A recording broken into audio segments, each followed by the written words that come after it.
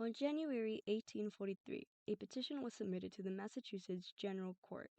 It stated, "I proceed, gentlemen, briefly to call your attention to the present state of insane persons confined within this commonwealth, in cages, closets, stalls, pens, chained, naked, beaten with rods, and lashed into obedience."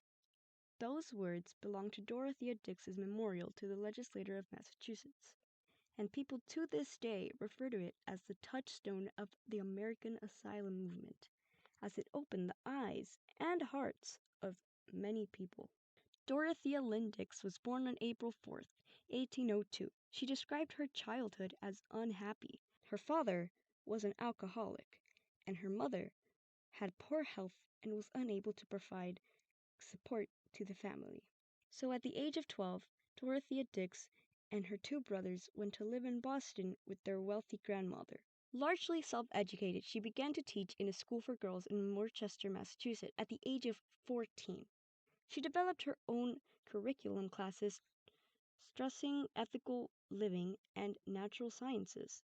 In 1821, Dix opened her own school in Boston and she taught there for the next 15 years whilst also writing several books, a number of her works being geared towards children. Sadly, she had to leave her love of teaching behind as she suffered from tuberculosis, spending almost 2 years healing in England.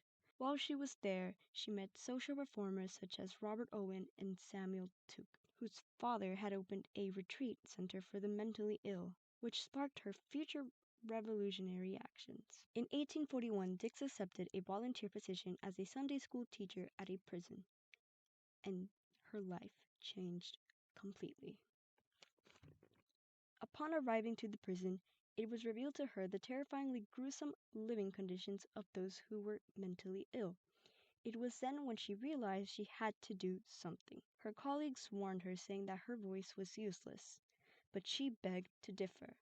Over the next 2 years, she visited nearly 500 towns in Massachusetts, conducting an investigation of the conditions in the local jails and mental institutions. Her 18th-month study, most likely the first social research done in the USA, produced a lengthy report to the state legislature in 1845.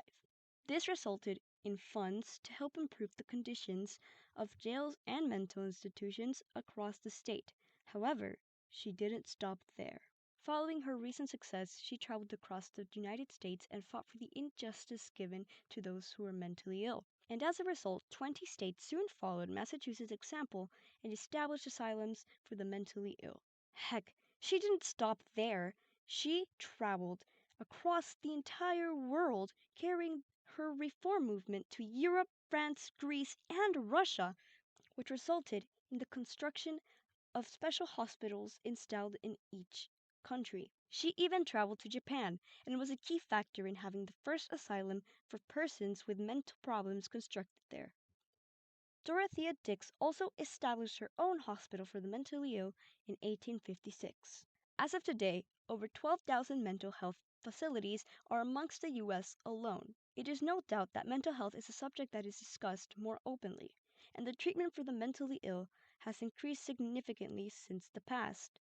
While still facing a few struggles against society up to 2022, the mentally ill has become a much more accepted community of people, for they did not choose to be born the way they were, and they shouldn't be kept at fault for something that they had no choice in, for something that they're suffering with every single day.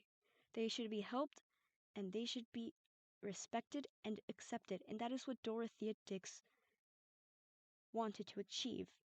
And I think it is safe to say that Dorothea Dix was the key to unlocking a great frontier in history.